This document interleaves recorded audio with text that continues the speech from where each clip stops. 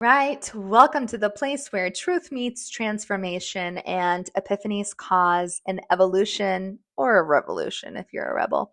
I'm Brianna Anderson. I am your host, and I'm so excited because today your girl is still talking about the one hot item that just hit the shelf. It's called the Book of Epiphanies: Foreplay Through Wordplay, Orgasms for the Mind.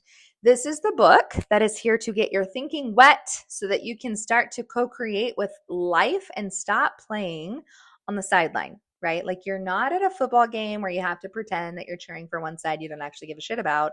And you're not at a football game because if you're like me, you really don't actually even understand the rules. And I'm not trying to be offensive.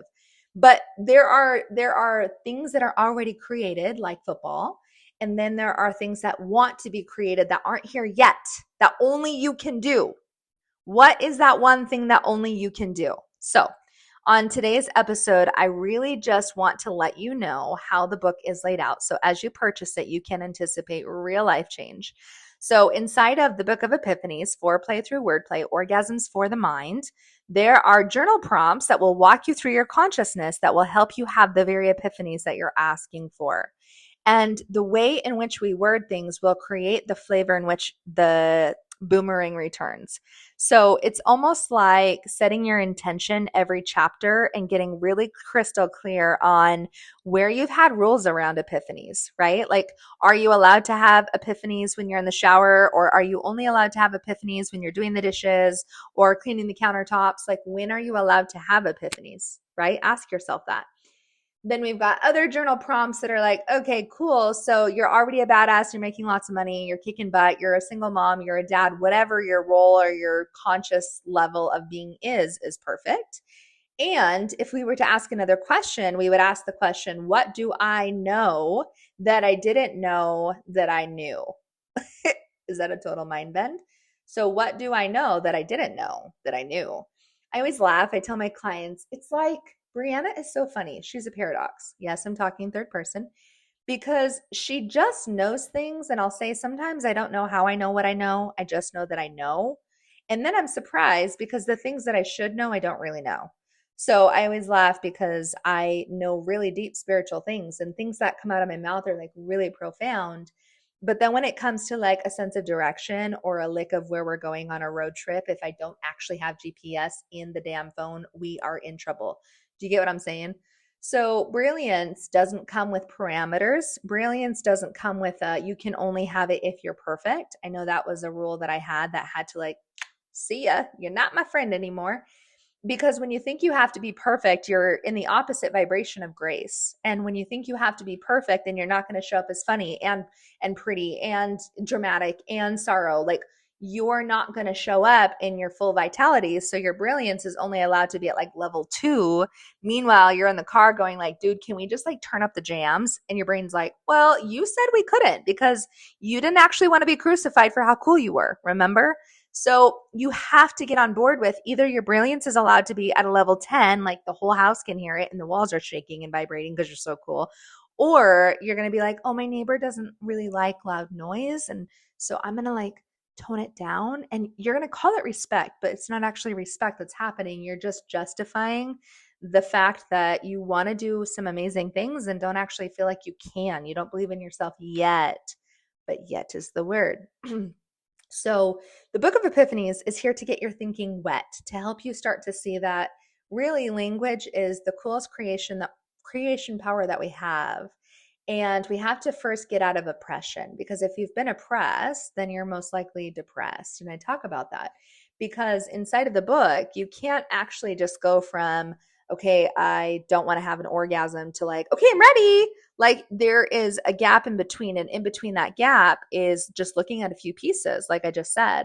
And one of those pieces is oppression. So when you're oppressed, I'm not surprised that most people are depressed because they're not actually in expression. They're in depression. They're in repression. They're not in any kind of vitality that says they want to express. They're actually very oppressed.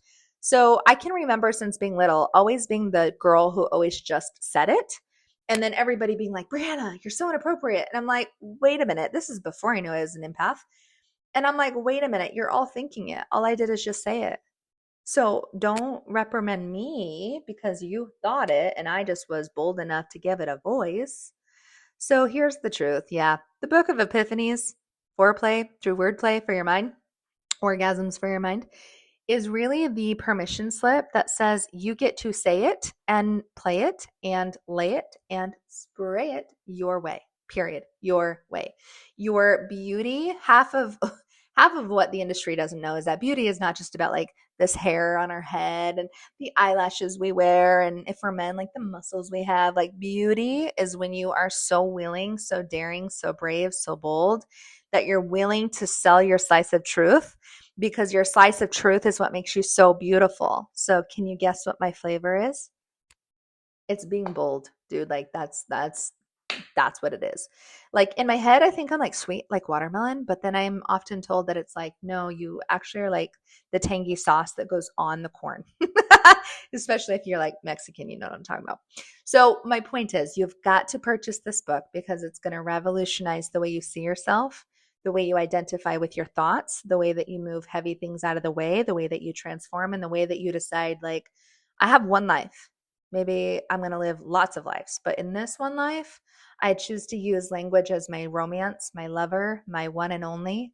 And because you've decided that, that's why you're here. Because you've decided that, it's going to change your life. I just happen to give you the manuscript so that you can have those light bulb moments go off more and more and more, and then it will become your new normal. Is that cool?